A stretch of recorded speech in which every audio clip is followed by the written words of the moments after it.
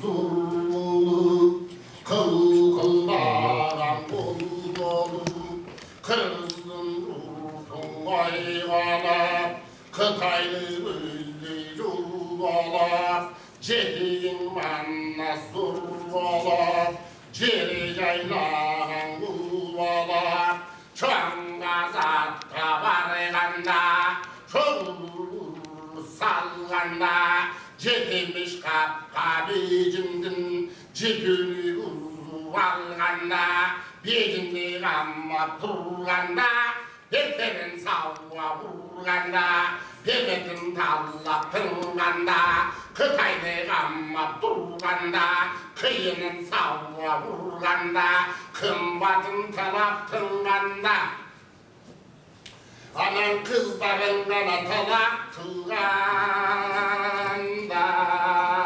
Oşanda kılcık gözün yaştağan, Kıtaylı kamonunda, Kızak kız baştağan, Kırgının açı davayı, Kırılıp gitti taştağan, Anoşanda canlara, Halukinin konurbayı, Arman kılıp tattağan, Ayasın takırı tappağan, Aylamallı gitkende, Azabı başka citkende, Kaygı uçkan laçın, Kanatına kaçacak, Karı kandın yüzünde, Kuştan kavarrat gazet, Topan suvuz bas becinde, Topalandı saldı dep, Tocanın today çıkarap, Tonap talla valdı dep, Kıllımız bas becinde, Kıysı pırıdı saldı dep, Kırgızı değil cilmuvuz, Kırmızı tonap aldı dep, Vay kıyıdan deliligin, Arkaya gırrak bilgiler, Laylacık Tulgutay, Armandıl öldü de, Halluken konurbay, Amoşanın ay öngürrak, Azap başka geldi de, Mummoşun bulgunda, Kavar evin turganda, Tüppedinin darıkan, Tuzlu geç barınan, Anyeman tuzuna, Acayip saldırgan, Arbırçın pecinden, Ayaralar kaldırgan, Mınnaşın karlıkan, Gelecek kanlıgan, Katırlık büldeme, Mıyığın güldeme, Gece tuğlen gezinde, Dangaza çiğnigen, Dankıyat hüllingen, Tassayın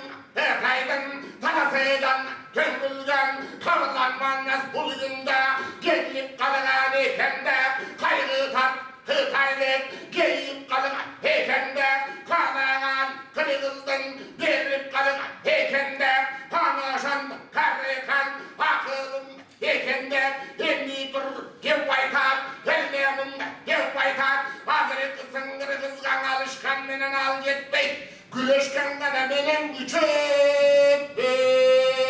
Annan göre Kırgızdın aytkanına gönölün ansağanın bereline geline gönölü dekmeyen berenin altın benim küçük dayanmayan aslında.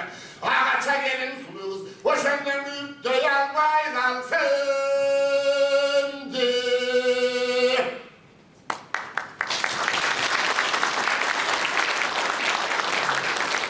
Арбаңыздар, урматтуу агайын туугандар, Кыргыз мамлекеттүүлүгү жана Манас феномени аталышындагы эл аралык илимий конференциябызга кош келипсиздер.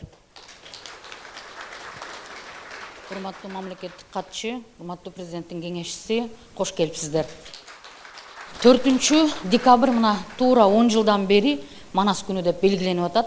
Ушул Манас күнүнүн алкагында бизде ушул декабрь айынын башында жылга Манаска арналган иш-чараларды өткөрүү Манас улуттук академиясынын мындай салттуу көрүнүшү болуп калды. Былтыр дагы ушундай бир чоң илимий практикалык конференция кылганбыз, бирок аны өлкө ичиндеги Манас таануучулар менен кылганбыз. Быйыл болсо чет жерден 5 мамлекеттен биздин конференциябызга катышуучулар, илимий изилдөөчүлөр, кыргыз таануучулар, Манас таануучулар келип отурат. Манас атабыздын учурунда эле ошондой жыйын салып, акыл кеңешип, кемеңгерлер отуруп, ушул талкууларды чогуу чаран кылгандыгы Манаста кенен айтылат экен. Анан эң алгач Манастын феноменалдуулугу, Манастын феномени жөнүндө кеп албетте бул конференцияда далай илимий докладтарда бул темабыз кенен кесир ачылат болуш керек. Бирок мына сиздер көрүп турган бүгүнкү бизге бир нече кызыккандар суроо салды.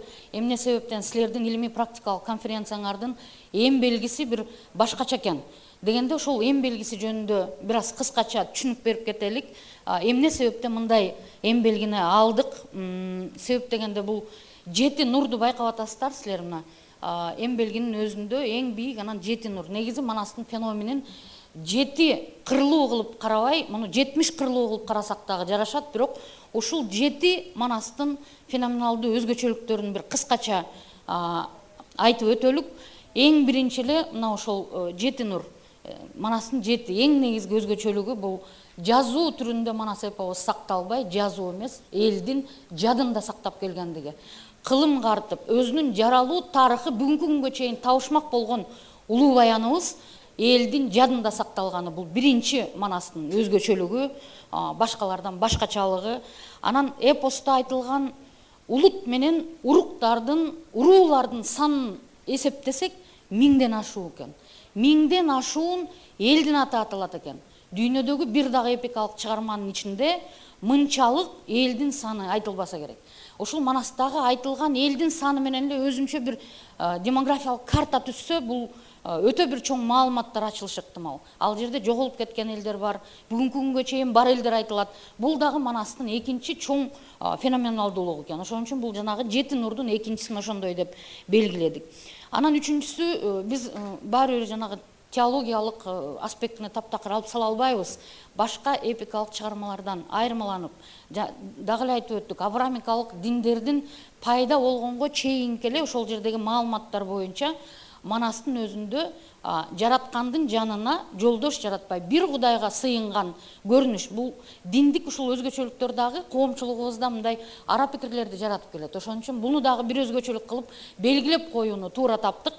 Төртүнчү феноменалдуулугу эпостагы орошон окуялардын баары бир жерде, кыргыз жергесинде эмес, дүйнөлүк масштабта болгондугу бул эпостун феноменалдуулугу. Башка 100гө жакын дүйнөлүк эпикалык чыгармаларда окуя бир кандайдыр бир жерде эле бир аймакты гана курчаса, Манас эпосунда окуялардын баары бул жерден баштап Америка континентине чейин болгондугу айтылат. Бул дагы эпосубуздун өтө бир мындай феноменалдуу өзгөчөлүгү. Бул биздин 4-үнчү нурубуз болду. 5-инчиси болсо сөздүн көптүрдүүлүгү. Сөздүн көптүрдүүлүгү дегенибиз Манастагы көөнө сөздөрдү санап отурсак 3000ден ашуун көөнө сөз бар экен. Бул сандагы толук эмес. Биз көп Манастын тили менен сүйлөбөй калдык. Манастын ичиндеги көөнө сөздөрдү түшүндүрүп айтып бере турган адамдарыбыз дагы азыркы күндө аз. Ошон үчүн бул жерде сөздүн көптүрдүүлүгү боюнча, сөздүн байлыгы боюнча 500 миңден ашуун сапты батыргандыгы көлөмү боюнча дагы Манас эпосубуз өтө феноменалдуу экен. Ошон үчүн буну биз 5-инчи нурубуз деп эсептедик. Анан Манастагы географиянын кеңдиги. Бул жерде дагы топонимдердин 700дөн ашуун топонимди камтыгандыгы, географиялык аттардын өтө бир таң калыштуулары. Манас деген аталышты алып жүргөн бүгүнкү күндө тетигил жакта Канада, Америка континентинде Манас таш, Манас суу чокулары, Манас арабар көлдөрү эмнегедир биздин баатырыбыздын, айкөлүбүздүн аты бир гана аймакта эмес, бүткүл дүйнө жүзүндө аталгандыгы бул дагы Манас эпосубуздун өзгөчөлүгү деп белгиледик. Эң негизги Манас эпосубуздун эң негизги башкалардан башкача, өзгөлөрдөн өзгөчө кылып айырмалап турган нерсеси бул Манас эпосубуздун тирүү айтуучусу бар. Бир дагы эпикалык чыгарманын бүгүнкү күндө тирүү коштоочусу, айтуучусу жок. Күндөн күнүгө ар бир манасчы пайда болгон сайын, чыныгы нак манасчы пайда болгон сайын өзүнүн вариантын айтып, мурда айтылбаган, мурда сүрөттөлбөгөн эпизоддорду, сюжеттердин баардыгынын жаңыдан кошулуп айтылуусу, буга биз жакында эле мына жаратман манасчы деген чоң сынак болду. Мына ошол жерде манасчыларыбыз сагынбай, саякпай улуу залкарларыбыздын вариантында жок жаңы вариантты сунушташты. Мына бул тирүү манасчысы коштоп турган, тирүү манасчысы улам жаңы эпизоддорду, жаңы сюжеттик багыттарды берип турган эпикалык чыгарма дүйнөдө жалгыз эле Манас экен. Анан ылдый жагында көрүп турасыздар, жанагы ромб белгиси. Бул ромб деген өйдө жагы 3 бурчтук, ылдый жагы 3 бурчтук. Асман менен жериңдин бир өзүнөн бүткөндөй деп айтылат. Асманды билгизет, өйдөн 3 бурчтук, ромбтун ылдый жагы жерди билгизет. Бул Манастын өзүнүн символу. Анан кыргыздар биз төрөлгөндөн баштап ушул ромбтун курчоосундабыз. Муну кыргыз эм белгилеринде буну кереге көз деп коет. Кереге көз деп абдан чоң саймаларга салганда муну бийигирээк, ыйгыраак кылып кармап туткан эм белги ромбик. Анан биз кыргыз төрөлгөндө боз үйдө төрөлөбүз. Боз үйдүн керегелеринин баары өзүңөр билесиңер ромбик түрүндө келет. Анан акыркы сапарга узаганда дагы боз үйдөн узайт. Анда дагы баягы ромбиктер кереге көз менен узайт. Ошон үчүн биз кереге көз ромб символу кыргыздар үчүн бул өзгөчө символ деп аны дагы алдык. Мына бүгүн баардыгыңыздарды катышып аткан иш-чаранын урматтуу, ардактуу катышуучулары мына ушундай кылып сиздерди тумарыладык. Бүгүнкү биздин иш-чарабызды ачып берүү үчүн мамлекеттик катчы Арслан Капаевич Койчуевке сөз берели. Кыргыз Республикасынын эл жазуучусу. Урматтуу мекендештер, ардактуу конференциянын катышуучулары, алыскы жана жакын өлкөлөрдөн келген кадырлуу коноктор, кыргыз мамлекеттүүлүгүнүн тарыхы байыркы сак гундоорунан тартып түрк каганаттары, улуу кыргыз каганаты кийинки мамлекеттик түзүлүштөр жана системалар аркылуу калыптанган татаал, бирок даңктуу жол. Кыргыз мамлекеттүүлүгү жөнүндө сөз кылганда Манас эпосун өзүнчө бөлүп айтуу мүмкүн эмес. Анткени Манас бул миф эмес. Бул кыргыз элинин коллективдүү аң сезими, кылымдардан бери топтолгон мамлекеттик философиясы. Манас дастанында улуу биримдиктин идеясы, мамлекеттик коргоо жоопкерчилиги, эрлик менен акылмандыктын биримдиги, бийликтин адилеттик принциптери, элдин тарыхы жана маданияты мекенин ыйык түшүнүгү кеңири баяндалган. Манас феномени кыргыздын айкөлдүк, эркиндикке умтулуу, адилеттиктүү, туу-тутуу өңдүү мүнөздөмөлөрүн сактап келген руханий тирек. Учурунда Кыргыз Республикасынын президенти Садыр Нуркожоев Жапаровдун Манас эпосун ар тараптан изилдөө жана жайылтуу жөнүндө кабыл алган жарлыгы бул Манаска болгон мамлекеттик деңгээлдеги жоопкерчиликтин айкындары эле. Бүгүнкү эл аралык конференция Манас үчүлтүгүнүн терең философиялык, тарыхый жана маданий мазмунун ачып берүүдө зор мааниге ээ болот деп ишенем. Манас таануучулардын, адабиятчылардын, тарыхчылардын жана манасчылардын эмгеги бул улуттук мурасты сактоонун негизги тиреги. Манас дастанындагы кулаалы таптап куш кылган, корама жыйнап журт кылган мамлекеттик улут куруу көйгөйү көтөрүлгөнүн баса белгилеп койгум келип турат. Манас эпосу кыргыз мамлекеттүүлүгүнүн улуу символу жана руханий тиреги. Андыктан бул эки түшүнүктү бириктирип, заманбап дүйнөнүн шартында Манас мурасында мамлекеттүүлүк идеясына терең изилдөөгө милдеттүүбүз. Конференциянын жүрүшүндө кабыл алынуучу чечимдер Манас эпосун дүйнөлүк илимде жана жаңы деңгээлге көтөрүүгө, эл аралык маданий диалогду кеңейтүүгө жана муундардын руханий тарбиясына чоң салым кошот деп ишенем. Урматтуу конференциянын катышуучулары ушул учурдан пайдаланып Манас боюнча Манастын биздин улуттук аң сезимдүү иденттүүлүктү калыптандыруудагы орду жөнүндө бир-эки ой бөлүшүүгө уруксат этиңиздер. Манас кантип идеологиялык ролду ойногондугун изилдешибиз керек деп эсептеймин. Себеби биз 20-кылымга 1924-жылы Кара Кыргыз автономун түзүүгө бараткан жолдо дагы ошол Манаста айтылган улуттук аң сезим идеологиясына таянып иш кылганбыз. Урматтуу конференциянын катышуучулары, мен такай айтып келем, өткөн кылымдын башында Манас айтпаса дагы кыргыз элине Манастын идеологиясын сиңирүүгө өзгөчө күчүрөгөн 3 адам болгон. Үчөө тең кыргыз эмес, бирөөсүнүн фамилиясы Дивногорский, бирөөсүнүн фамилиясы Дублицкий, дагы бирөөсүнүн фамилиясы Дефье. Ушулардын аттары эч мамлекеттүүлүктү изилдөөдөгү ролу ийгимчиликти баса белгиленбей келет. Абдрахмановдун күндөлүгүн ачсаңар, ошол жерде айтып атат, могу Дублицкий сыяктуу адам кыргызда жок болуп атат. Эгерде кыргыздын баардыгы Дублицкийдей болгондо, анда кыргыз мамлекеттүүлүгүнүн деңгээли башкача болмок деп. Бул үчөөнүн атын айтып аткан себебим, мына ушулар кыргыз болбосо дагы өткөн кылымдын башында кыргыз улуттун калыптандыруунун жаңы моделин сунуштаган. Ал ошо Манаска таянган. Манаска уютулган модель деп эсептеймин. Себеби ошо Кара Кыргыз автоном облусун түзүп атканда булар кыргыз улуту жана кыргыз деген атты алып жүргөн этностон сырткары ага тектеш этностордон дагы куралышы керек. Ошол этностор Кара Кыргыз облусуна курамына кириш керек дегенди мына ушул күчөө өзгөчө сөйлөгөн экен. Урматтуу коноктор, урматтуу катышуучулар, сиздерди дагы бир жолу Манас эпосунун күнү менен куттуктаймын. Ата бабаларыбыздан калган бул улуу мурас кыргыз элин миңдеген жылдар бою бириктирип келген руханий тирек. Боордоштук мамилебиз, илимий жана маданий кызматташтыгыбыз мындан ары да кеңейе берсин. Баарыңыздарга бекем ден соолук, жаңы ийгиликтер жана чексиз руханий байлык каалайм. Рахмат.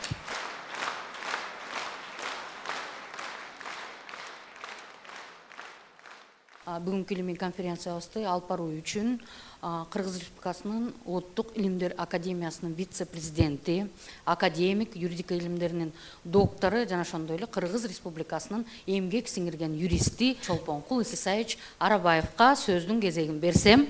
Рахмат, Назирайым. Урматтуу бүгүнкү эл аралык конференциянын катышуучулары, мен дагы сөздү улардын алдында Манас эпосу биздин Кыргыз элинин улуттук духу дүйнөлүк бийиктикке чыгара турган бир мыкты дем болсун деген чакырык таштоо менен бүгүнкү эл аралык конференцияны улап коюуга уруксат этесиздер. Анда эмесе кийинки сөздү Кыргыз Республикасынын президентинин кеңешчиси Марат Муканович Иманкуловго берип коюуга уруксат этесиздер. Келиңиз, Марат Иманкулов. Саламатсыздар, урматтуу бүгүнкү конференциянын катышуучулары. Бул тема абдан актуалдуу. Мамлекеттүүлүк жана Манас феномен деген. Действительно феномен. Дүйнөлүк феномен болгондо дагычы. Ошондой мамлекетти куруп атканда билесиздер, мына саясий илимдерде, юридика илимдеринде мамлекет деген өзүнчө түшүнүк бар. Мамлекеттин белгилери бар. Бекеринен мынакей модератор кылып Назирайым туура коюп турсуздар, академикти, юридика илимдеринин докторун. Мамлекеттүүлүктүн деле 7 белгиси бар. Эң биринчи белгиси бул эл. Кулаалы таптап куш кылдым, курама куруп журт кылдым деп. Мына журтубуз бар болчу.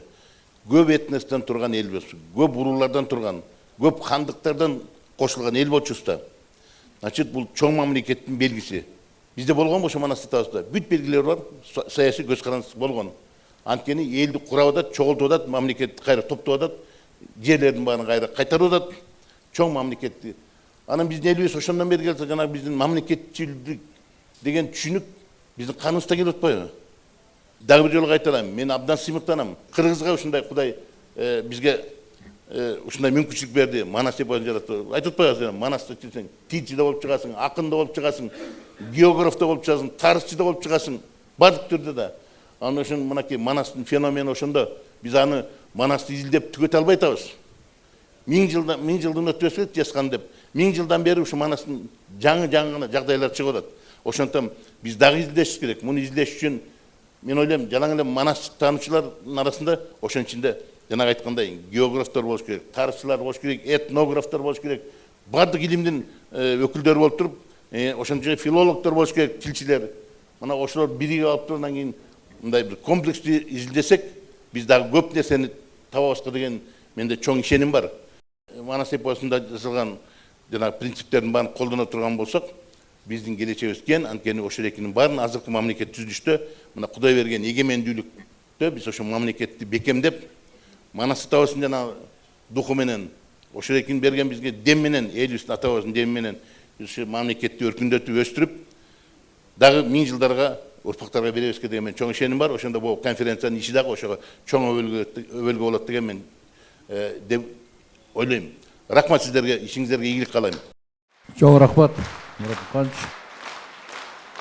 Кийинки сөздү Бөрүбаш Бекбосын Ишенбековичке берели. Бөрүбаш Бекбос Ишенбекович Кыргыз Республикасынын илим, жогорку билим берүү жана инновациялар министринин орун басары, Кыргыз Республикасынын Улуттук илимдер академиясынын мүчө корреспонденти, юридика илимдеринин доктору, профессор. Рахмат. Саламатсыздар, урматтуу бүгүнкү илимий практикалык конференциянын катышуучулары. Улуу Кыргыз дөөлөтүндө бул мамлекеттүүлүктүн баардык белгиси болгон. Жерде дәвір айта турган нерсе, мамлекеттүүлүк болгондо мамлекеттүүлүктө башкаруу системасы болот.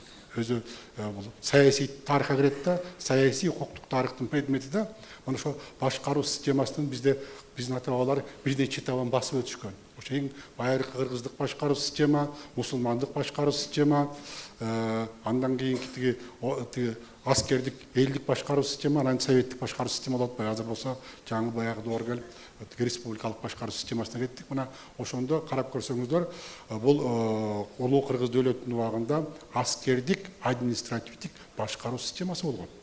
Аскердик, административдик башкаруу система эки мындай канаттан турган, оң канат, сол канат депчи, ушуга таянышкан. Анан аскердик башкаруу системасынын убагында мамлекеттик институттардын, башкаруу институттардын баардык белгиси болгон. Ошол эле курултайы болгон, ошол эле баягы гвардиясы болгон. Мына ушулардын баарын айтсак болбойт да. Бул биринчи, экинчи болсо биз мына орто кылымга келгенде тиги биздин кыргыз урууларынын конфедерациясы түзүлгөн.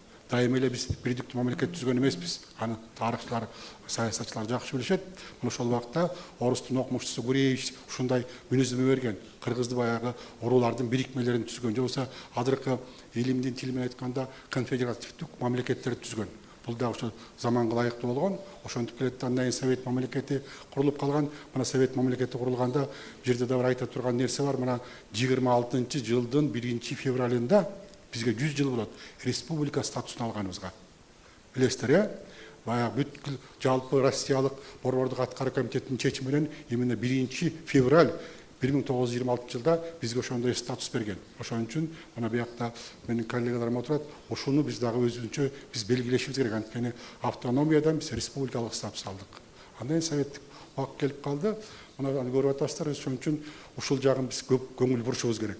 Эми экинчи маселе бул феномен эмнеде турат? Бул кыргыз мамлекетин бекемдөөнүн бирден бир жолу Манас эпосунда турат да. Ошон үчүн мен Манас эпосу жөнүндө да бир ооз сөз айтып кетейин. Бизде улуу урматтуу конокторго биз мындай бир информация берип коюшубуз керек. 2020-2021 жылдагы конституциялык реформада биз биринчи жолу Манас эпосун баш мыйзамга киргиздик. Баш мыйзамдын преамбуласын карап көрсөңүздөр, Айкөл Манастын осуятына таянып деп атабыз. Демек, мына ошо мамлекеттүүлүктү бекемдөөдө биз ошо улуу аталарыбыздын осуяттарына таянышыбыз керек. Мына ушул жерде бар турат. Ошон үчүн Манас эпосун биз терең окуп изилдешибиз керек. Чындыгында Манас эпосу кыргыздардын турмушунун энциклопедиясы. Мына биздин улуу жазуучубуз Чыңгыз Төрөкулович Айтматов айтып кеткен да, кыргыздардын рухий дүйнөсүнүн туу чокусу бул Манас эпосу депчи. Ал жерде баардыгы бар. Ошон үчүн айта турган нерсе баягы мамлекеттүүлүк болгондо мамлекеттүүлүк жагын айтайын. Манас эпосунда Сагынбай Орозбаковдун вариантында мажилис деген сөз бар. Бизде жыйын деген сөз бар, кошун деген сөз бар. Бул баягы элдик. Андан башка шайлоо системасы болгон. Шайлоо системасы Манас эпосунда абдан жакшы көрсөтүлгөн. Андан башка баягы мамлекеттик институттарды кадимкидей түзүп чыгышканда, ошон үчүн биз Манас эпосун жалгыз эле баягы бир эми булардын күнөөсү эмес, булардын кайра активдүү болуп атышат, тилчилер, тарыхчылар эмес, биз баардык жагынан окуп үйрөнүшүбүз керек. Айрыкча укук таануучулар, айрыкча экономикалык маселелер боюнча, анткени Манас эпосу боюнча карап көрсөңүздөр, жеке менчик деген, жерге болгон менчик деген болгон эмес. Мына биз азыр ошо менчик маселеси боюнча абдан мындай бир өтө кызыгып кирип кеттик да. Мына ушул маселелердин бүт баардыгы Манас эпосунда болгон. Ошон үчүн биз Манас эпосун окуп үйрөнүшүбүз керек. Мен ушул эл аралык конференциянын ишине ийгилик каалайм. Астта жасай турган жумуш көп. Аман эсен болуңуздар. Кийинки сөз Жонтоев Доктурбек Токтосартовичте, Бала Сагын атындагы университеттин ректору, география илимдеринин доктору, профессор. Анда сөз сизде. Рахмат, дайыр жолу саламатсыздар, урматтуу бүгүнкү эл аралык илимий практикалык конференциянын катышуучулары, кадырлуу меймандар, коноктор, замандаштар, миллиондон ашуун ыр саптарын өз ичине сыйдырган Залкар Манас дастаны дүйнөлүк эпиканын ачык асманына чолпон жылдыздай жаркыраган ажайып феномен экени талашсыз. Манас жалпы адамзат жараткан башка эпостардан көлөмү боюнча гана эмес, мазмундук тереңдиги боюнча, теңдешсиз көркөмдүгү боюнча кыял жеткис чабыты менен айырмаланат. Анда ата журттун азаттыгы үчүн кан төккөн казаттардан адам жүрөгүн титиреткен не бир арман азаптарга чейинки чексиз турмуш көйгөйлөрү айтып бүткүс керемет кемели менен көз алдыга тартылат. Көчмөндөр цивилизациясы дүйнөгө улуу баян Манас дастанын тартуулады деп биз кыргыздар бийик сыймык менен тартынбай айта алабыз. Анткени Манас биз үчүн кыргыз элинин көп кылымдык тарыхын жана тагдырын чагылдырган көркөм чыгарма гана болуп саналбайт. Кыргыз эли үчүн Манастын мааниси андан да алда канча бийик жана терең. Манас кылымдар бою кыргыздар үчүн ата бабалардан турмуштук тажрыйбасын, таалим тарбиясын, салт санаасын, керез осуяттарын эске салып, элди ынтымакка, биримдикке үндөгөн руханий мурас, ыйык сөз катары кызмат кылып келатат. Ошондуктан Манас кыргыз эпосу үчүн улуу эпос гана эмес, бул улуу насаат деп эсептесек дагы болот. Манас эпосы аркылуу элибиз эзелтеден муундан муунга мурастап келген боштондук үмүтүн өзүнүн эркине жана эгемендүүлүк, мамлекеттүүлүгүнө ээ болуу идеясын даңазалап келген. Кыргыз мамлекеттүүлүгү дүйнө цивилизациясынын эң байыркы жана узак өмүр сүргөн формаларынын бири болуп эсептелет. Археологиялык маалыматтар Кытай жылнаамаларында, гун жазма эстеликтеринде кыргыздардын мамлекеттик уюшууга жөндөмдүү эл болгондугун айкын көрсөтөт.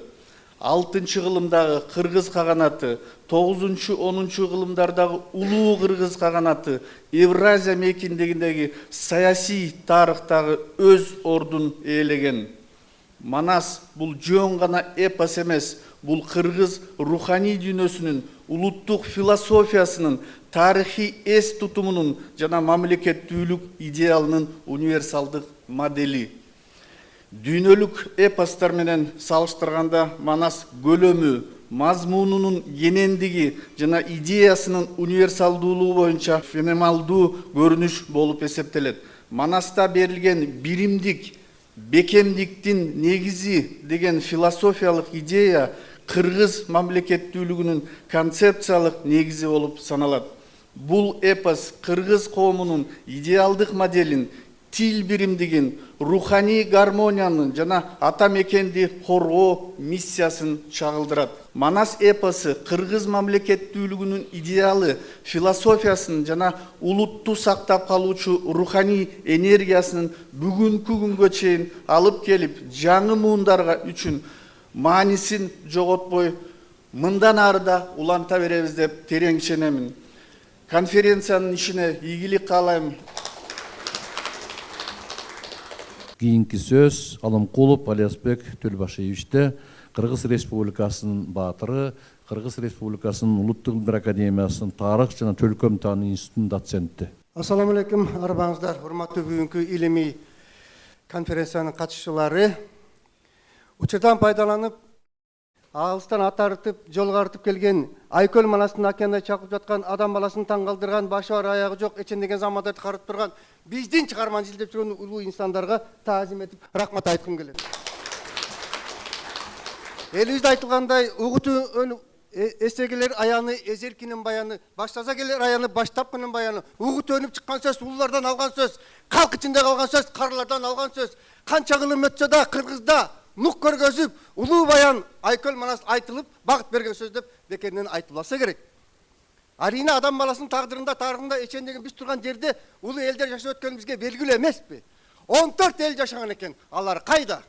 Тарыхтын агымында кумга сиңген суу деп алып кете берди. Алар жок. Аты бар, заты жок. Тарыхта изи бар, өздөрү жок. А биз кыргыз барбыз го. Балким жараткан бизге Айкөл Манасты бергендиги үчүн ошонун нугунда, ыгында жалган жол менен кыргыз болуп келе жаткан жери жокпу? Бир эле мисалды келтирейин. Мына мамлекеттик деп айтып атабыз. Ооба. Көкөтөйдүн ашында, Каркыра жергесинде кыргыз эли 120 000 киши 1 миллион конокту тоскон экен. 1 миллион четтен келген конокторду тоскон экен. Эми элестетип көргүлө.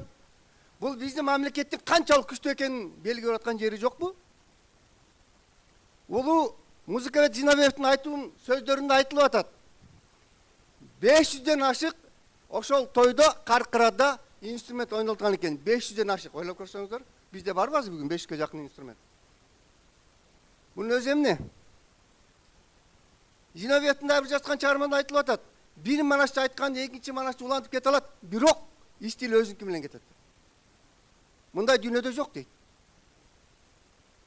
Эгерде биз ошондой улуу инсандын урпагы болуп, кылымдарды карыткан, кыргызда уран чакырган, байрагын көтөрө алган, эчен деген замандарды эгемендүү Кыргыздын эгемдигин көргө салган, тарыхты эс калтырган, адамды таң калтырган улуу баянды алып жүрген эл болсок, биз ага татыктуу боло алабызбы?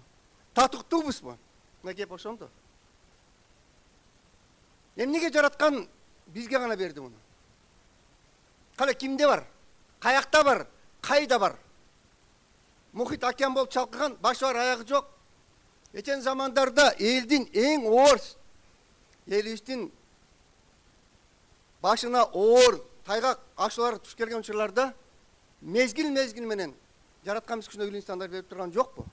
Өзүбүздүн руханий байлыгыбыз, Кыргыздын эскосы болгон эчен деген заманда караткан тарыхтын ордунда турган, бизге жол көрүп жаткан, ай нурундай төгүлүп аткан Айкөл манасты биз айыл четинде эле экенбиз танда. Бул далил болуп аткан жери жокпу? Ар бир айткан сөзүндө мени таң калтырганы, биздин улуу инсандардын өзгөчөлүгүндө болгон, мына балбалташтарды окусаңыздар эмне деп жазылган? Мен дейт, элиме, жериме, мамлекетиме кызмат кылуу менен ушул иштерди жасап кетип, бул дүйнөдөн кетип атам дейт. Биз айта алабыз ушул мактанып? Азыр биз айта алабыз ошол сөздөрүн мактанып. Кыргызстан жаңы тарыхында кимибиз айта алабыз? Мен Кыргызстанга муну кылдым, муну кыла алдым деп. Кандай буун, кандай инсандар болгон бизде? Бул сыймыкпы, мактанычпы? Ошо мактаныч улантып кетиштин өзү бул жоопкерчилик бизге. Кийинки муундар кандай өткөрүп беребиз? Эмнени өткөрүп беребиз? Эмнени даңктап, эмнени мактайбыз? Эмне деген заманды таң калтырган дүйнөгө биз калтыра алабыз? Мына кеп ошондо болуп жаткан жокпу?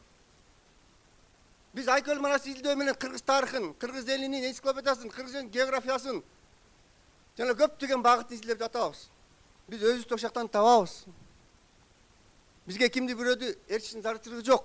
Мына улуу келген конокторго мен эмнеге ыраазы болуп атам? Булар ошо Айкөл манасты изилдеп жатат, ошонун ичинде өздөрүнө тиешелүү, өздөрү көрүп билбеген, таң калтырган нерсе таапкандыгы үчүн улам нарылап, тереңдеп кирип бара жатканы менен бизге сыймык алып келип аткан жери жокпу?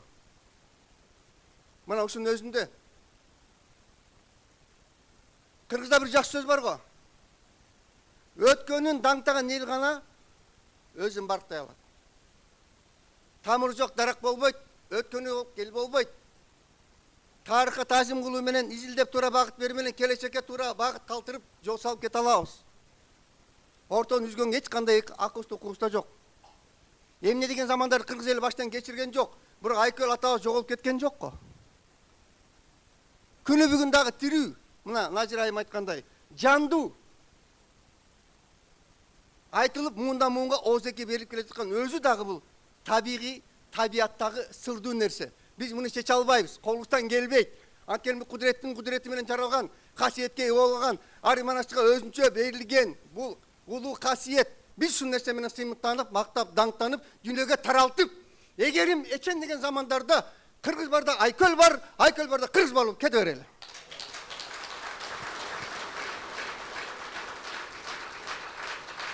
Рахмат. Анда эмесе кийинки сөз Акматалиев Абдылжан Амантуровичте, Кыргыз Республикасынын Улуттук Илимдар Академиясынын академиги. Элдин оңгулуу мурасы катары Манас эпосу кыргыз элинин мамлекеттүүлүк түшүнүгүнүн, башкаруу маданиятынын жана коомдук түзүлүшүнүн көркөм чагылдырышы болуп саналат. Демек Манас эпосу кыргыз мамлекеттүүлүгүнүн символу, анын тарыхый эс тутуму жана идеологиялык руху. Манас мамлекет куруунун модели. Манас эпосунда элди бөлүп жаруу эмес, бириктирүү идеясы башкы орунда турат. Бүгүнкү күндө президентибиз Садыр Нуркожоевич Жапаров мына ушул түбөлүктүү идеяны колго алып, улантып жатат. Биздин Чыңгыз Айтматов атындагы Адабият институту Садыр Нуркожоевичтин Манас эпосу жана Айтматов деген аталыштагы китебин өзүнүн уруксаты менен басып чыгарганын сиздерге билдире кетейин. Мен 4 нерсеге токтоло кетейин, сиздер айтканын негизинде. Биринчи, мамлекет түзгөн белгилер. Бул ак ордо, башкаруу борбору, туу эгемендүүлүктүн белгиси. Чоролор башкаруу жана коопсуздук тиреги. Кеңештер демократиялык чечим чыгаруу маданияты. Экинчи, аскердик саясий түзүлүш.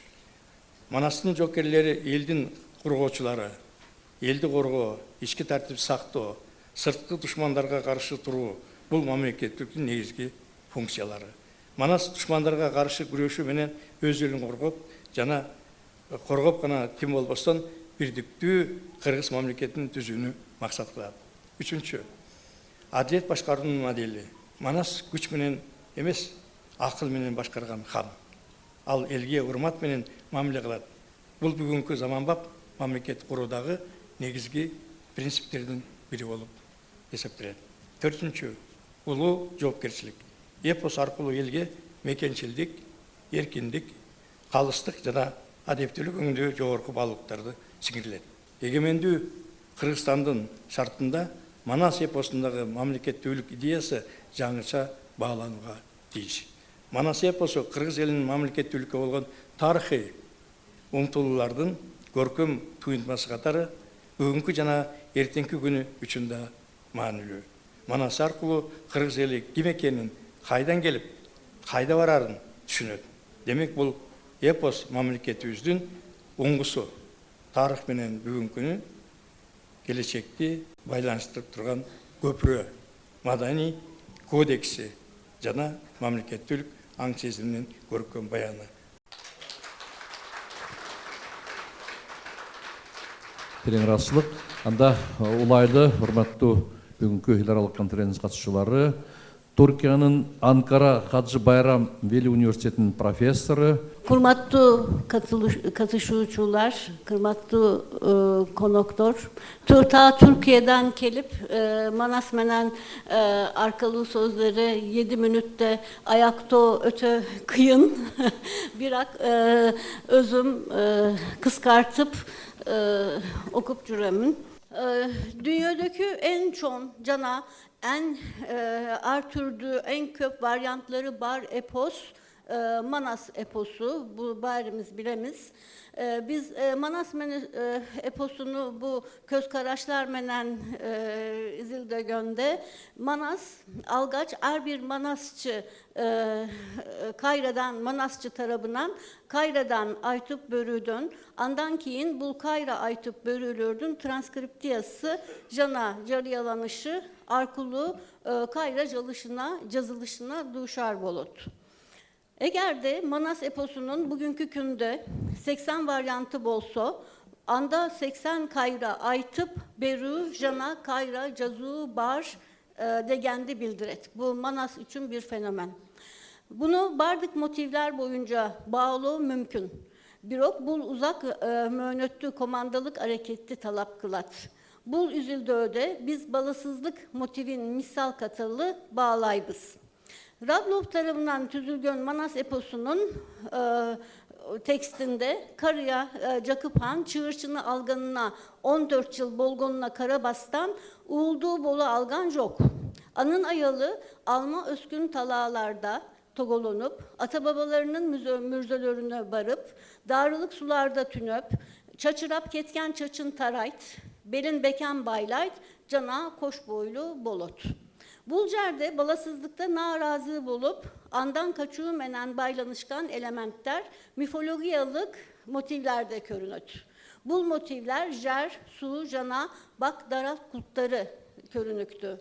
Manas eposunun Yusuf Mamay tekstinde murdunda teşik bar uyga eski kara kiyiz üydü cüktöp tokoyga alıp barıp taştap ketüğü keneşi berilet.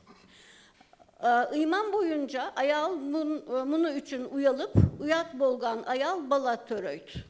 Bu motiv mifagoriyalık emez salt örp adet menen baylanışkan Kayra aytıp berüğünün kamteyt. Eposun Sagınbay Orazbakoğlu tekstinde çığırdı, bak dölöt, cana Jakıp tüşköröt. Jakıp Han çon toy uyuşturup, bul tüşkü jorutat. 2 yıldan keyin çığırdı, koş boyluğu bolup, manas törölöt. Bul negizgi tekst, mifologiyalık motivdi, mistikalık tüşkörü motivine aylandırat. Sayakbay Karalayev'in tekstinde Abdan Bay Jakıp, çon toy ötkürüp, kudayga özünün abalını sunuştap, bala surayt. 40 üydün Kırgız eli, Jakıp menen birge köz caş töküp, sıynaşat, andan keyin balalı bolot. Kadırbay Mambet Akunov жазған Ayköl Manas'ta başka formda kayra жазılgan negizgi tekst dep oylayımız. Ol kara söz türünde жазılgan. Osunda da mitolojiyalık motif menen baylanıştı bolganını köremiz. Aybir Manas Atkaruçu'nun aytusu canı tolkundanu caratat. Bul kayra aytuğlardın arkasında Manas unutulmagan, müzeyge aylanıp saklanıp kalgan tekst bolmagan, Manas atanın ruhu barimizi bu cerde biriktirdi. Manas günü kutlu olsun. Шумкарбек Адылбек уулуна берели, Кыргыз Республикасынын президентине караштуу Улуттук стратегиялык демилгелер институтунун директорунун орун базары. Докладдын темасы Манас феномени жана социо-маданий баалуулуктардын экономикага тийгизген таасири. Албетте, Манас эпосунда биздин калкыбызга керектүү болгон көптөгөн баалуулуктар бар. Бирок дүйнөлүк практикада калктын баалуулуктарын талдаш үчүн эң биринчи ирет изилдеш үчүн көптөгөн методикалар жаралган. Мен үчүн экономист катары ушул жанагы социология илимдерине кызыккан экономист катары Герт Херстеде деген окумуштуу бар. Ал аябай сонун ушундай калктын социо-маданий мүнөздөмөлөрүн аныктоо үчүн ушундай сонун методика жараткан. Ал методикага ылайык, ал ушул жөнөкөй эле суроолор менен калктын баягы калк ичинде турукталып калган мүнөздөмөлөрдү белгилейт. Аларды белгилей кетсек, ушул бийлик менен болгон аралыкты калк кандай мындай кабыл алат, түшүнөт, ошону белгилесе болот. Калктын мүнөздөмөсү кандай, көбүрөөк индивидуалдык ой жүгүртүүбү же коллективдик ой жүгүртүүбү, ошону белгилесе болот. Андан сырткары жанагы калктын ушул кандайдыр бир белгисиздиктерден качуу, белгисиздиктерге мындай жолобой, жеңил желпи мындай ой жүгүртүү боюнча дагы мүнөздөмөлөрүн белгилесе болот. Андан кийин ушул жанагы айрыкча жумуш издөөдө же бир кандайдыр бир продукталарды чыгарууда ошол калктын көбүн эсе жана эркектик мүнөзгө ээби же аялдык мүнөзгө ээби. Анын айырмасы жанагы бул өтө жөнөкөй. Аялдык баягы башталышы бар калктын мүнөздөмөсүндө ушул бирдиктүү операцияларды оңой жасап, массалык продукталарды мындай чыгарганга шарт түзүлөт да. Эркектик мүнөздөр болсо инновацияга жакын мындай уникалдуу товарларды чыгарган калкка кошулат. Эми бүгүнкү күндө бир чоң маселе бар, бул мен жеке оюмда. Биз тилекке каршы ушул Манас эпосунан материалдык маданияттарды пайда кыла албай жатабыз да. Болгон ушул руханий маданият болуп калып эле, ооз эки болуп калып эле, статья, китептерде жазылып калып атат тилекке каршы. Бирок массалык маданиятка өтпөй атат. Мындай айтканда, элдик маданиятка Манас эпосу кирсе, руханий маданият катары, элдик маданияттан массалык маданиятка өтпөй атат. Мисал катары айта кетейин. Бул жакшы мисал, бул ушул дүйнөгө белгилүү болгон Disney жана Marvel студиялары ушул элдик маданиятка кирген ар кандай жанагы чыгармаларды, романдарды кино катары тартып, кино эмес футболка, оюнчук кылып чыгарып, элдик маданиятты массалык маданиятка өткөрүү менен экономикага абдан чоң салым кошулат. Муну жалпылап айтканда креативдик экономика деп атат да. Демек, бүгүнкү күндө биз эгерде Манас эпосун элге кеңири жайылта турган болсок, же керек боло турган болсо, биз ошондой жолду колдонууга толук мүмкүнчүлүгүбүз бар. Андан сырткары, жана мен айтып кеткендей, биздин айрыкча мына өсүп келаткан жаштарга, өсүп келаткан балдарыбызга жанагындай патриоттук сезим дагы бүгүнкү күндө бир эле китеп же чыгармалар менен тартуулап таңгылоо кыйын болуп калды. Себеби дегенде биздин балдар булар негизинен ушул массалык маданиятты талап кыла турган мындай муун катары болду да. Андан сырткары дагы менимче маселе Манас эпосу тилекке каршы элдик маданияттан бөлүнүп чыгып элитардык маданиятка дагы бир белгилүү бир топ Манас эпосун аябай терең изилдеп, терең түшүнүп, бирок элге жеткире албай аткандай баягындай мен үчүн жеке ушундай жагдай түзүлгөндөй болуп калат. Ошондуктан мен айтарым, экономист катары биз Манас эпосун дагы бир сыйра карап чыгып, кыргыз элине кандай пайда берет экен, кандай артыкчылык түзө алат деген жоопторду кеңири алсак болот.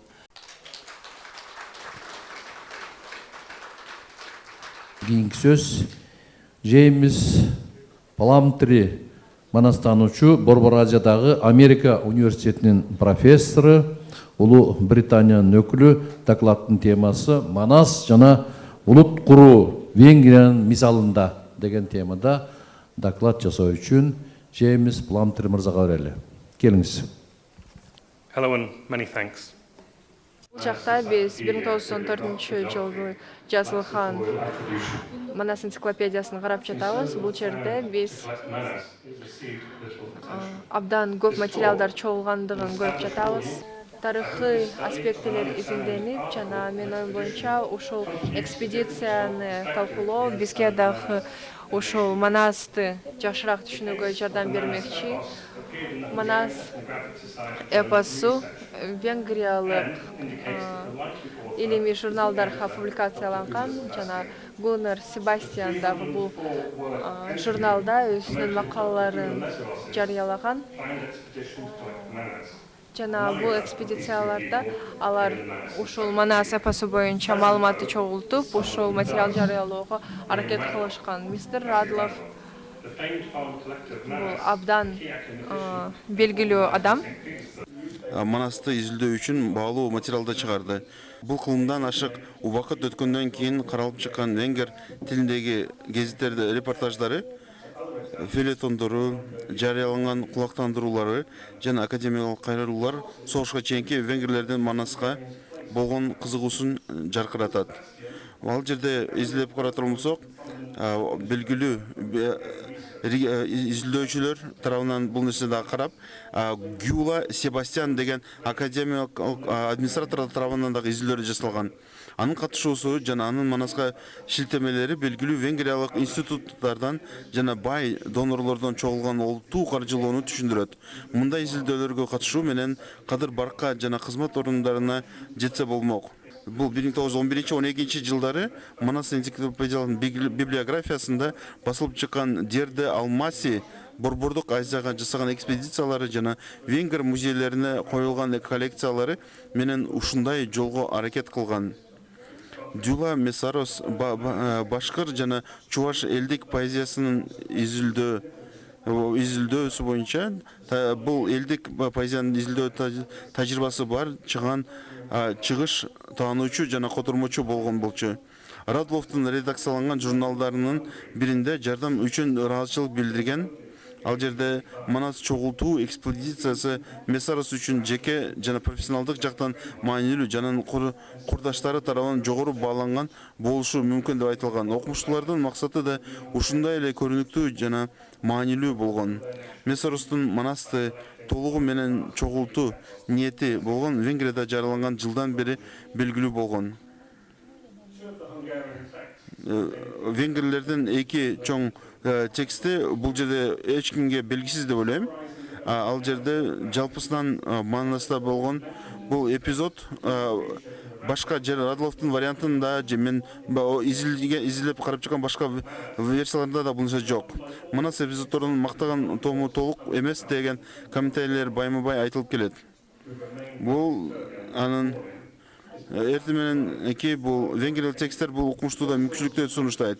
Бул жерде кайсыл жерден келип чыкканды билинбейт. Булак эч кандай көрсөтмө берилбегендиктен ал Алмасыга көмөктөшүп, аны менен бирге Борбордук Европага кайтып келген турган Бердике уулунун Бердике уулунун алмасынын экспедициясы учурунда тартылган эскизден же ар кандай жомоктордун аралашма гибриди болушу мүмкүн. Бул Манаска кандай койрулганы дагы изилдөөгө керек деп эсептейм. Чыгыштан келип чыгылышын изилдеген келген венгерлер өздөрүнүн улуу жоголгон венгер эпосунун жаратууга жөндөмдүү деп эсептешкен. Алар романтицизм жана месарос кыргыз тилдүү манасты чогултуу жана кодификациялоо менен бул эмоционалдык романтицизмдин логикасын таянып, өзүнүн улуттук милдетин аткарып жатат деп эсептесе болот. Манас венгер элинин улуттук эпосу болуп, венгер улуттуулугунун жана мамлекеттүүлүгүнүн негизи элементи болуп алмак. Бул элиталык топ үчүн Манас өтө баалуу реликт болгон кезде окурманы бул маанилүү болот. Биринчи дүйнөлүк согуштун башталышында Месаростун экспедициясы эч качан булбогон билдирбеген менен сынышталган долбоор болгон. Эгер бул биринчи дүйнөлүк согуш менен гана токтолуп калбаса, бул нерсе колонияда калган, артта калган башкага эмес, алыскы бир туугандар катары падышалык форманын жана орус билимдүү казактарга караганда элиталык венгерлер боору оруйт беле же империялык тармакты колдонуу менен азыркыдай натыйжа бере беле билбейбиз.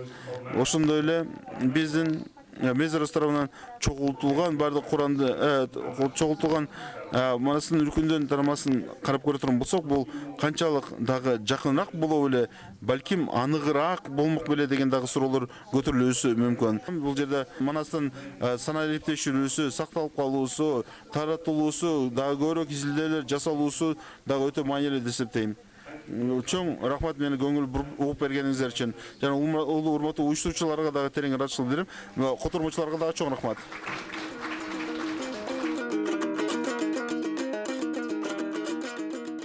Башкалар ар кандай маданиятты жараткан болсо, кыргыз эли өзүнүн ооз-эки айтуучулук жана ооз-эки тил аркылуу дүйнөнү өзүнө караткан деген ойлорду салып кеткен. Ошол үчүн бул тил менен, айтуучулук өнөр менен биздин дооргучу уланып келгенде биздин ушу залкар эпосубуз Манас жаралып келет. Бирок тил дегенде ооз-эки тил. Мунун ичинде Манасты айткандардан, манасчылардын, залкар манасчылардын айткандарынан билип туруп атабыз.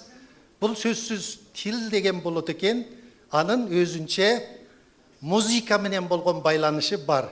Мисалы, тилде кайрыктар бар, мелодиясы бар, ритмдери бар, музыкалык мотивтери бар. Ушулар текстке журулуп кеткен, текст менен эриш аркак болуп жаралып, бүгүнкү көркөм Манас эпосубузду дүйнөгө таанытып жүрөбүз. Дүйнөдө эпосту ооз-эки жагынан, эпос катарында ооз-эки жандуу, тирүү эпос катарында теория жараткан Париел Лорд деген америкалык илимпоздор болгон. Бул илимпоздордун оюна ошо ооз-эки эпосчулук. Алар көмүр изилдөөчүлөр. Бирок Радловдун 1885 жылдагы Манасчылар боюнча документиндеги жаңкы жазып келтирген мисалдар менен бул Манас эпосуна келгиси келип, текшергиси келет.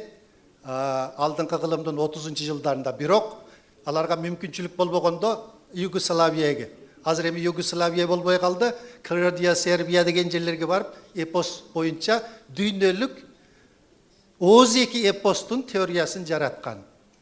Ошолор 1960 жылда ушул The Singer of Tales деген бул таңкы окуучусу Альберт Бейс Лорд, анын мугалими жаңкы Пари Лорд. Бул экөө ушул ооз-эки неме болгондугу үчүн тиги көмүр эпосу жазма адабият эмес, бул дагы ооз-эки адабият деп бүт дүйнө азыр көмүр эпосу ооз-эки айтылган эпос деп айтпаса, ал туура болбой калат. Көмүр эпосу да ооз-эки эпос болгон. Биздин Кытайда Абылгазы Сак деген манасчы болгон, өтүп кетти. Комуз менен өзү манас айткан. Балким кээ-бир видеодо да бул кишини көргөндөр болушуңуздар мүмкүн. Манас эпосу музыка менен коштолуп айтылбаган, салттык боюнча. Бирок анда-санда кээ-бир манасчылар өзүнүн тиги таланты боюнча комузу менен коштоп да канча манас айткан. көп бир суроолор бар. Жаңкы интервью бергендерде айтылып турат. Бу тиги музыка менен коштойбу деп. Амалиятта салттык манасчылар коштобогон. Бирок коштогон манасчылар да болгон. Мына жерде Жүсүп Мамайдын айтуусу боюнча музыка боюнча изилдеген. Анан кийин мына бу Daniel Fryer'ды айтабыз. Кенже Каранын айтканын музыка жагынан аябай бир китеп кылып, өзүнчө монография кылып чыгарган. Мен демекчи болгонум, биздин кыргыз илземпоздордун ичинде Манас эпосунун ушу айтуучулук жагы, музыка менен байланган элементтер жагында изилдөө эч кандай кең эске алынбай жүрүшөт да. Бирок Карл Райхл менен Daniel Fryer негизги изилдөөсүнүн бир бөлүгү, мазмуну музыка менен байланыштуу болуп атат. Эми Кытайдан келгендиги үчүн биз Кытайдын Манас изилдөөсү абалы кичине бир ооз айтып кетейин. Мына китепти балким кээ-бириңиздер көргөнсүздөр, Залкар Манасы Жүсүп Мамай деген бир китеп. Бу илмий китеп. Бирок бул китеп өз Америкада, Японияда, Кореяда, Кыргызстанда, Кытайда Кытайча жана кыргыз тилин жазуусундагы кириллица жана араб жазуусунда кыргызча боюнча дүйнө боюнча эң көп таркалып жүрген бир илмий китептин бирөө. Демек, бу илмий китептин ошо Манас эпосубузду аркалаган илмий китептер дүйнөнүн ар кайсы тилдеринде ушундай кең дайрада таркалып, Манасты ошол илмий китептер дагы алып жүрөт демекчимин. Пунит Каур мырза Индиянын эл аралык иштер кеңешинин эксперти, Нью-Дели штатынан докладдын темасы Индия эпостары жана кыргыздардын манасы, цивилизациялык байланыштар жана жалпы баалуулуктар деген темада экен. Бул жерде презентациямда 3 бөлдүм.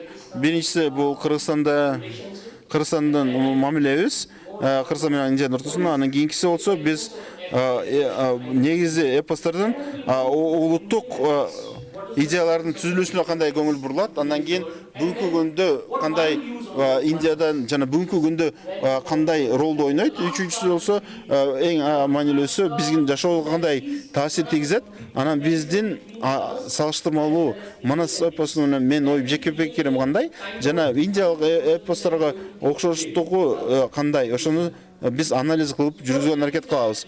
Биринчиси саясий жактан байланыш жөнүндө карап көрөт болсок, Кыргызстан менен Индиянын ортосунда бул чында эле көптөгөн жылдар бою ортосунда саясий мамиле тарыхый жактан терең тарыхый жана цивилизациялык байланыштарга негизделген жылуу жана ынтымактуулук менен өзгөргөн.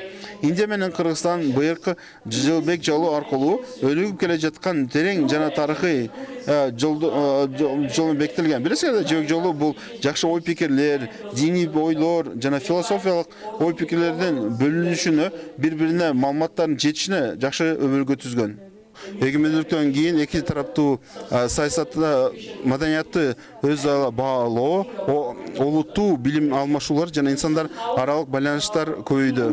Биз ошондо 91-жылдан бүгүнкү жылга чейин, бүгүнкү күнгө кантип жылып кеттик. Бирок ушул мамиленин жакшы болуусу бул 2019-жылы бизге премьер-министр Шри Нарендра Моди келди. Кыргызстан келип кетти. Ал июнь айында келип, 2019 жылы Кыргыз Республикасынын ич сапары эки тараптуу мамилелерге стратегиялык өнөктөштүккө көтөрдү. Индия менен Кыргызстандын ортосундагы бул жакшы эки тараптуу адамдар менен алмашуу жана чогуу иштөө боюнча жакшы долбоорлор бүгүнкү чейин уланууда.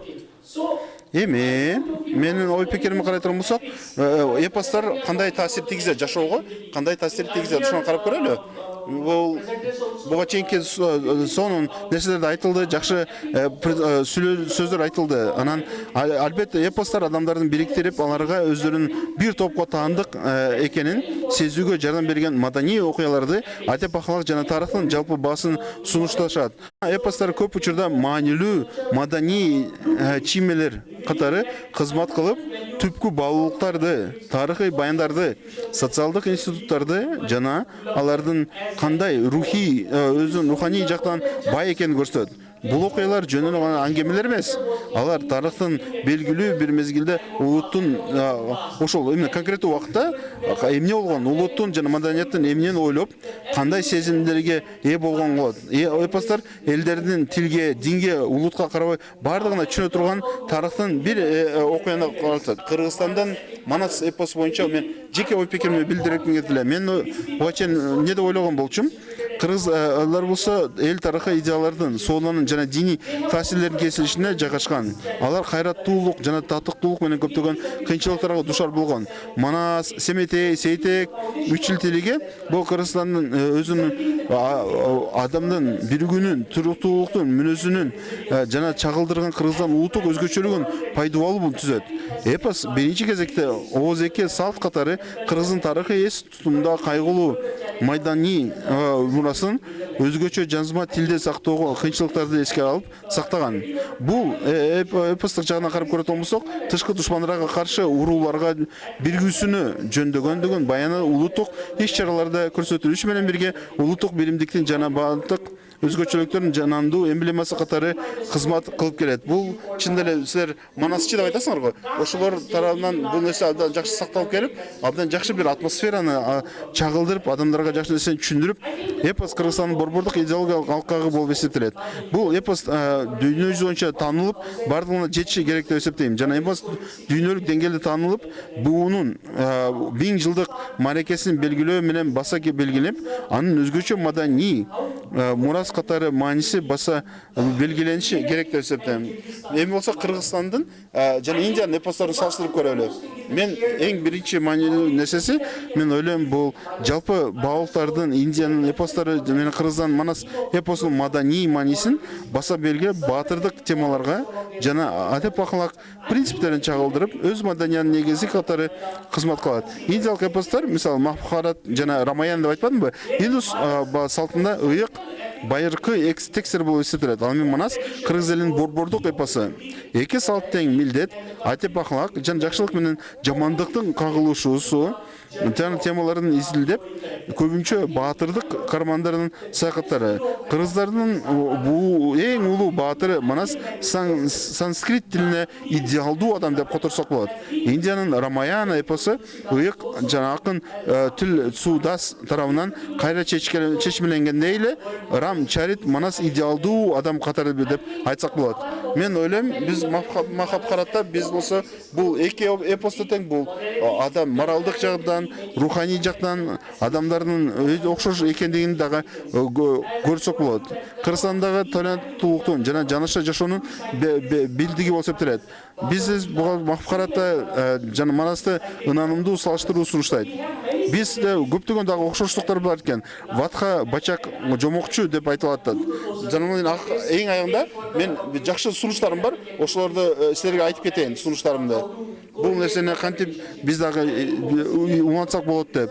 Индияда жана Кыргызстандан окумуштуулары жана практиктерин бириктирип, Индия эпостор менен Манастын ортосундагы окшоштуктарды тереңирээк изилдеп үчүн биргелешкен изилдөө демилгесин түзүү жана бул жаатта улуттуу потенциал бар деп ойлойм. Экинчиси, биз цивилизациялык диалог форуму кылышыбыз керек. Индиянын премьер-министри Шри Нарендра Мори тарабынан Шанхай кызматташ уюмунун Тяньцзин шаарында өткөн саммиттин жүрүшүндө айтылгандай эле ШКУнун алкагында цивилизациялык диалог форумун түзүү сунуш элдери ортосундагы байланышты арттырууга багытталган. Бул демилгенин алкагында тиешелүү өлкөлөрдүн ортосунда Индия менен Кыргызстан ортосундагы көптөгөн жакшы албан ийгиликтүү изилдөр болот деп терең ишенем. Чоң рахмат көңүл бурганыңар үчүн. Анда эмесе кийинки сөз Кайымкали Тополович Алимжан Казак Казак Республикасынын маданиятта эмгек сиңирген ишмер, акын, жазуучу, драматург, жомокчу, манасчы. Ал енді ғалымдар айтып жатыр, Манасты дүниежүзінің ғалымдары зерттеп жатыр, біздің қазақты зерттеген. Содан басы Шоқан Уәлихан, Мұхтар Әуезов, әркей марғұлан аталарымыздан бастап қазақтың зиялы ғалым адамдардың Манасқа соқпағаны аз. Бірақ біздің қазақ халқы тек қана ғылыми зерттеп қойған жоқ. Ол Манасты оқып өскен біздің халқымыз. Манастың жырын 58 жылғы қырғыздардың біріктірілген нұсқасын 4 томдық 60 жылдар Мұхтар Әуезовтің басшылығымен бүкіл қазақтың мықты ақындар аударған. Ол кітаптың бірінші кітабы 47 мың дана тиражбен шыққан. Үшінші кітабы 31 мың данадан шығып, бүкіл қазақ ауылына таралып, біз де содан оқып өстік. Рас, кейін ол кітап сирек кітап болып кетті, және 100 мың жол өлеңді оқу балаларға қиын. Сонан кейін мен 40 жылдай Манас айтып жүріп, Манас Семетей Сейтекті түгелдей қазақша қайта аударып шықтым, ықшамдап, бір томға сыйғызып, ол кітап болып шықты, бұйырса мемлекеттік тапсырыспен шығады. Қазақ балалары оқиды деп сенемін. Манас жыры бізге несімен қымбат, жалғыз қырғызға емес, басқа елдерге, әсіресе бізге қазаққа, біз неге қызықтық оған? Манастың негізгі әуені, негізгі сарыны, мазмұны бұл азаттық күресі, елдің елдігі, еркіндігі, мемлекеттілігі жолында күрес. Және Манастың жолы ақ жол, адал жол. Ол біреудің жерін басып алып, біреуді шауып алған жоқ. Ол өзінің елін қорғаумен өтті. Егер Манастың басында естеріңізде болса, Ноғай хан өлгеннен кейін Әлеуке хан келіп шабады, жайнап жатқан қырғыздың жаққан отын өшіріп, жалпы бәрін көшіріппейді. Жаққан отын өшіріп деген сөз не? Ол жанып жатқан ошақтағы отын сөндірген жоқ, қырғыздың мемлекетін өлтірген ғой. Елдігін жойып жібергенде бытышын шығарып таратып жіберген. Сонда Ақбалтайда ғой Жақыпқа, біз Алатаудан Әлеуке қуған күнде өлгенбіз. Біз енді қалай тірілеміз? Манас туғанда барып қайтып келеді. Енді Манас қырғыздарды Алатауға алып келген, ең бірінші атамекенін жаудан тазартып, арбағы биік Алатау барбай қантып тұрайын, атамнан қалған жерімді албай қантып тұрайын. Сонда Қошой оған ақыл береді. Ақыл бергенде Қошойдың ақылы мынандай: генен ойла башынан кебелбес болсын қазынан, қазына қамдап қол жина, қайратты қату мол жина дейді. Бейлі қату ерді тап, бекіне тұрған жерді тап дейді. Бұл не деген сөз? Қазына жина деген мына экономикаңды дамыт деген, қазіргі тілмен айтсақ. Қол жина деген әскеріңді күшейт, мемлекетіңді қорғайтын. Бекіне тұрған жерді тап дегенде территорияң мемлекетің болсын. Қылымның ғана Әлеуке сені аңдып жатыр. Ол сұрауларны бар, дайыныңды айласы келсе бір күні айланып жабар айлыңды дейді. Ошоға мойын бермеске оқ өтпеген тоңғамда, оқ жетпеген атқамда дейді. Демек әскер құралың, сауыт сайманың сай болсын деген. Бұл қазіргі тілмен айтсақ, өзі кәдімгі декларация тәуелсіздіктің. Қошой атамыздың айтып тұрғаны. Андан Қошой айтады Манасқа: тыңдап алғын жораңды, таңдап алғын чораңды дейді. Жораң деген заң законың ғой. Чораңды таңдап ал деген ақыл ғой, қызметшілеріңді бәрін жаныңа жинап ал деген сөзі. Міне осының бәрін ұққан Манас таласты бекендеп өзінің елін еркіндікке бастайды. Естеріңізде болса айтады Манаста: үйір сағынып ат келеді, ел сағынып ер келеді. Ел башына күн туса, ел жаратқан ер келеді дейді. Ерді ел жаратады. Ер қандай ер болса да халықтан ұлы емес. Манас атамыз да өзін қырғыз халқынан биікпін, артықпын деп санамаған. Мен қырғыз халқының қызметшісімін деген. Мен халқыма қызмет қылам деген. Қамауда қалған халық үшін қантып жаным аяйын дейді. Қара жағы айбалта қайқалатпай аштай бер, қамауда қалған халқымды қапа қылбай баштай бер дейді. Міне Манастың өзінің туған елді сүйгендігі сонша ант береді халқына. Тұқымнан тұқым иелеген тау сенікі тұрбайбы, тұнып аққан өзенден су сенікі тұрбайбы. Қалдайып қалмақ басып тұр атадан қалған бұл жайды. Адам болып сөз біліп, еркек болып ат мініп, ер атанып жүрген соң атамнан қалған жерімді атасы басқа дұшманға алдырсақ Құдай ұрбайбы дейді. Қағылайын қырғызым қандай айда қылайын, андалап жұртым қалыпсың, әттең дүйіне не дейін, қаразғой қалың дау келсе, төр талаша жүрейін, өкімсіген жау келсе, өр талаша жүрейін, алты сан аман тұрғанда, иық қырғыз жерімді башқаның күті басқыша, асыл қырғыз қалқымды тебелетіп бөтенге құрғарап босқа жатқыша, тубай тұна шөгейін, тірі жүрбей өлейін дейді. Атқарбасам антымды, ақ келтенің оғырсын, көк бұлтенің шоғырсын, көк өтәңір өзірсін дейді. Мұна бұл деген кәдімгі президенттің конституцияға қолын қойып тұрып беретін анты осы ғой. Мен сонда Манас өзінің жанын, өзінің ертең байлық жинайын, басқа қалайын деп ойлап тұрған жоқ. Мына қырғыз халқымды, атамекен жерімді ешкімге бастырмай, қырғыз халқымды ешкімге тәуелді қылмай өтейін деген азаттықтың декларациясы, территориялық тұтастығын сақтау және халқын қорғау деген иде. Енді Манас атамыз тек қана елін қорғаумен өтеді да, чоң қазатта қазатқа шығады. Бірақ оның да себебі бар. Қоңырбай кектеніп кетті, ертең қайта өзіне шабайын деп тұр. Соның алдын алу үшін амалсыз барған жорығы ол. Ол біреудің жерін тартып алай деп барған жоқ. Енді мынау сөзімнің аяғына қарай сіздерден сүйінші хабарым бар қырғыз халқынан. Мен 40 жылдан астам Манас айттым. Манас Семетей Сейтікті түгел қотордым. Енді осымен болды ғой деп жүредім. Болмады. Құйылып келген өлең жыр. Сонымен мен Айкөлдің жолы деген Манастың қазақ вариантының бір 26 тақырыбын жасап келдім.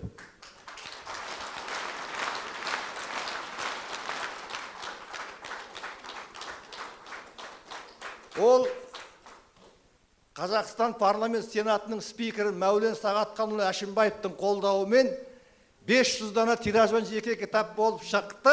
Ақ келте, мылтығы да ақ келте, талқан болар тигені, ақ алмас белге ілгені. Айкөл Манас батырдың жүрегі де ақ болған, ниеті де ақ болған соң Манастың маңдайына бақ қонған.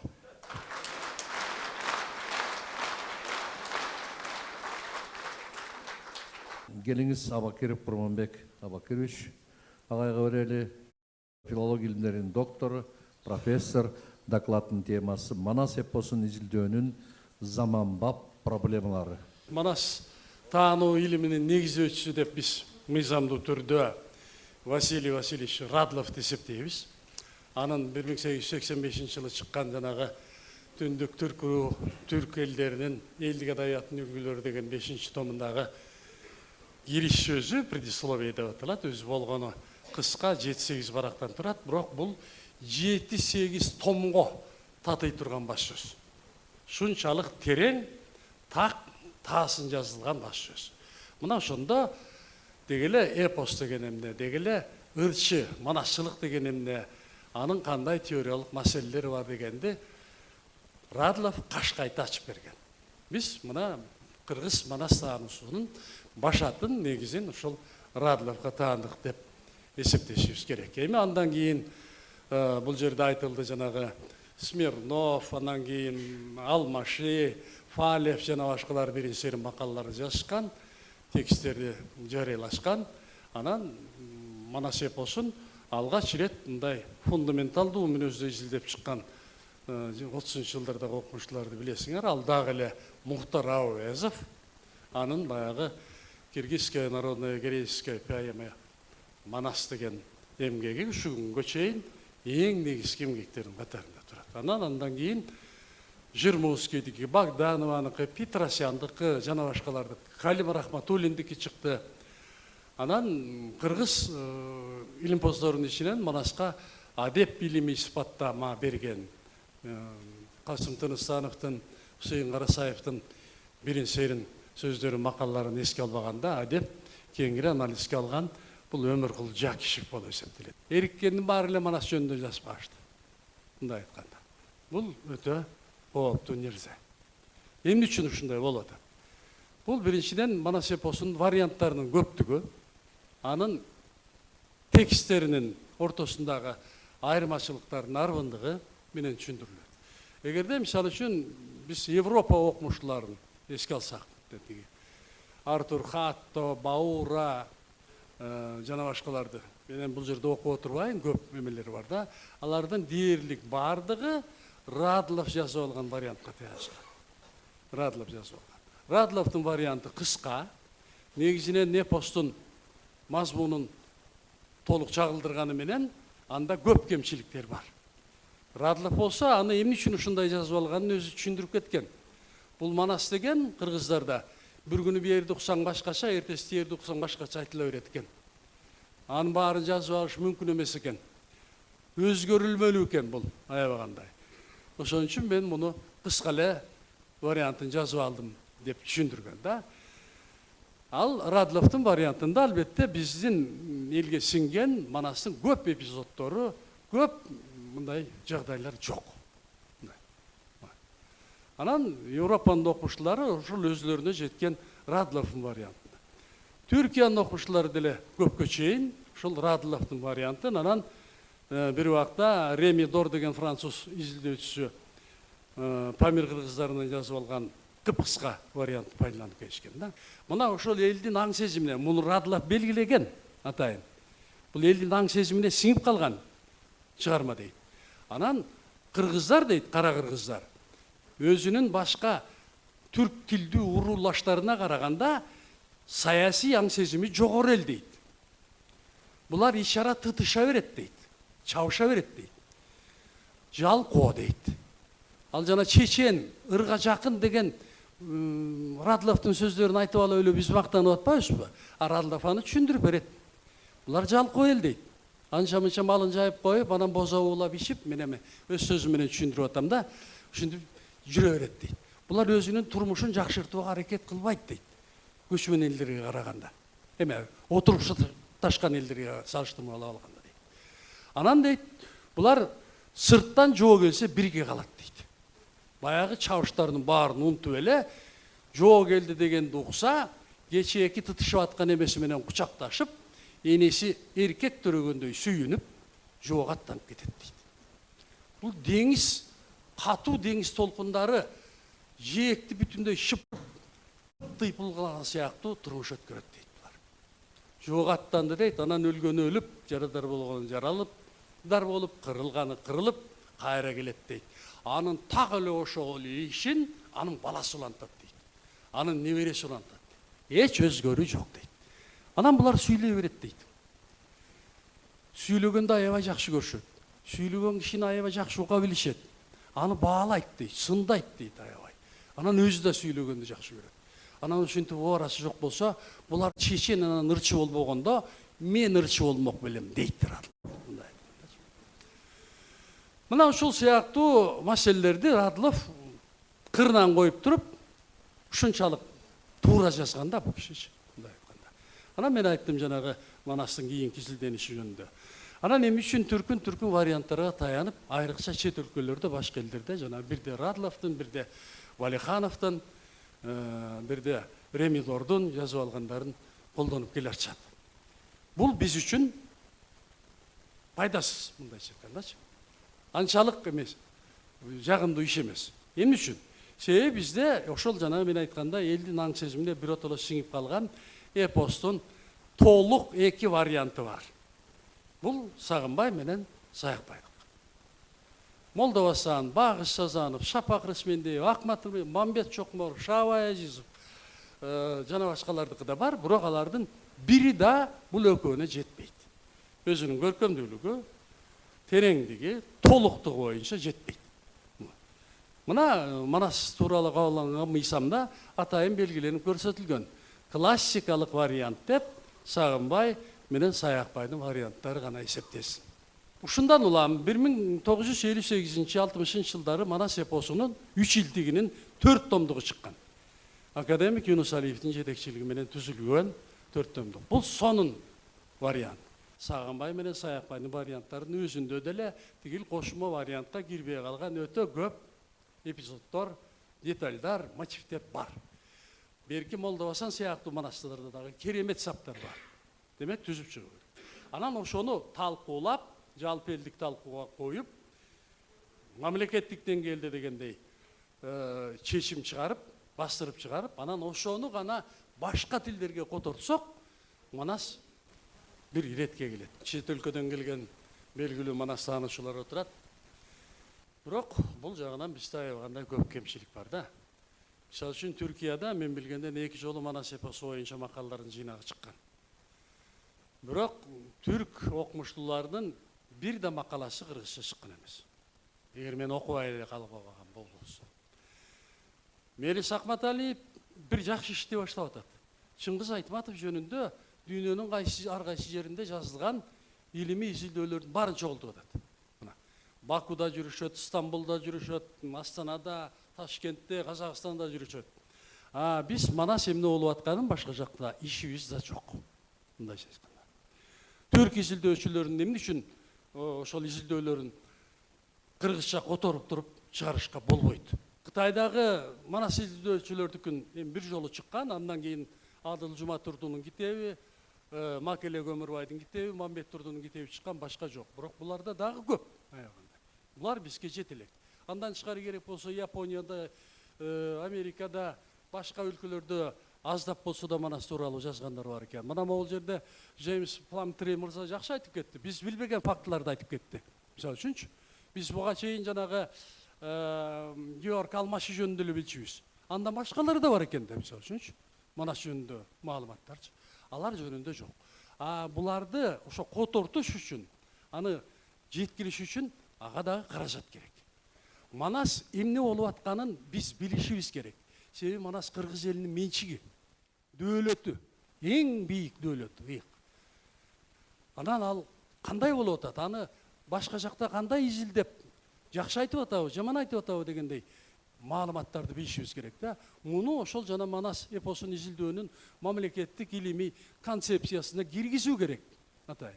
Анан буга өзүнчө каражат каралышы керек. Рахмат.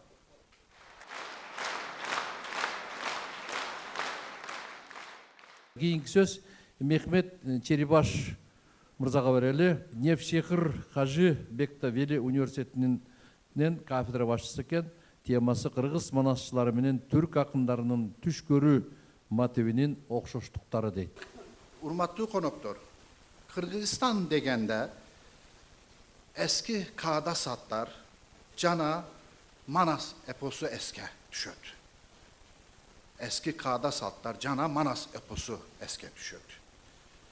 Kırgızlar eski kağıda saltları saktıyordu, anı yaşıyordu, en çeber cemaat, en çeber kovum olur. Türk dünyasında epos degen termin oylosok, epos degen termi akılga keltirsek, en birinci Kırgız dep eske kelişi gerek. Bilesin yer, epos termi Grek termi. Epos termi Grek termi. Bu terminde canla duralı desek en birinci Manas atabız esibizge kelek. Epos degen sözlü can beriş can bereyli dep oylosok Manas'ı alıp gelişimiz gerek. Epos degen sözlüğün toluk manisi Manas bolot. Manas bolot. Manas dünyada kölömü caktan karasak en kölömdü epos. Adabi caktan karasak en körköm epos. En körköm epos. Epos degende, epos sözünü aytkanda Manas'ta kamtılbagan oydu aytu gerek. Epos degende Manas degende epos sözü bir makal, lakaptay oygo salı gerek. Epos degende Manas degende epos sözünü bir makal, lakaptay aytış gerek. Kayradan aytsam, Manas degende Kırgızdı, Kırgız degende Manas'tı oyloşubuz gerek. Manas Kırgızdı elestet beslen, Kırgız'ın kağda saltın, urp adatın, oy düğünösün, cürökteki kaygısın, adebiyatın, dilin, psikolojisinin, folklorun da eske keltiret. Folklorun da eske keltiret. Kıskaca aytkanda, Kırgız ensiklopediyasını cazalı dep aytsak, cazalı dep oylosok, Manas'ı cazsak ele. Manas'ı cazsak ele. Manas eposun başka eposlardan ayırmalap turgan manülü ayırmaçılıkları da var. 1000 yıldan aşkan caşagan epos bolgon. Birok Manas kar topu siyaktı. Kar topu siyaktı, ösüp önüp caşap gelgen calgız epos. Calgız epos. Urmatlı konuktor, urmatlı katışucular, Manas Kırgız epikalık saltının, epikalık edebiyatının özgöçe ataşka bolgon cana ulu epos katarı bolgon. Dünyada bir eposka çoğun epos dep aytışımız gerek. Kırgızlarda eposlar 2 bölük bolot. 2 bölük bolot. Çoğun epos cana kence epos dep aytır. Çoğun epos sözü dep aytkanda Manas eske keledi. Kırgızlardan kence eposu da kence emez. Ar biri 20 minden 30 minden aşık sap ırbolot. Birok Manas çoğun bolgonda Manas'a чоң эпос деп айтсак жакшы болот, туура болот. Dünyadagi anı ırdaganга, anı atkaruçularga öz atını bergen жалгыз epos Manas bolot. Жалгыз epos Manas bolot. Manasçı degen termin Kırgızlarda bak. Birok murda akın, ırçı, comokçu degen termin var. 1930 yıllarda Hüseyin Karasayev bir makale yazıptır. Makalada Manasçı termin kullanılır. Manasçı termin Manas'a abdan ayabay jakınırak durat, ayabay jakışat. Ayabay jakışat. Bağrınızdı Manas atabızdın arbağı koldosun. Bağrınızda çın yürekten salam aytamın.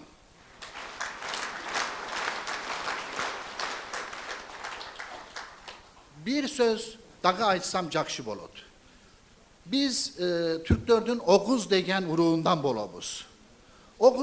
Oğuzdordun bir jakşı eposu var. Dede Korkut.